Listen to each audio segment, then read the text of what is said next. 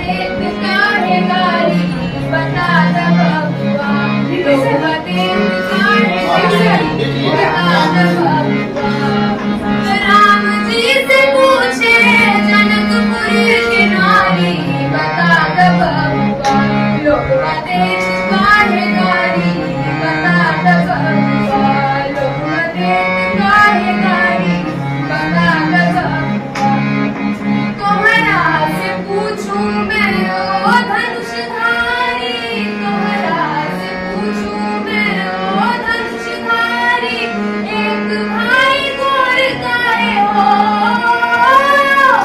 एक भाई गोर काहे एक काहे कारी बता द बबुआ लोगवा देत काहे कारी बता द बबुआ लोगवा देत काहे कारी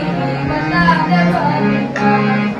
देत काहे कारी बता द बबुआ ई बूढ़ा बाबा के पगल पगल दाढ़ी बूढ़ा बाबा के ई बूढ़ा बाबा के पगल पगल दाढ़ी देखन में पातर हो देखन में पातर खाए भरी भरी थाली बता द बबुआ लोगवा देत काहे गारी बता द बबुआ लोगवा देत काहे गारी बता द बबुआ देत काहे गारी बता द बबुआ लोगवा देत काहे गारी बता द बबुआ एक बाइक से 500 बैठो।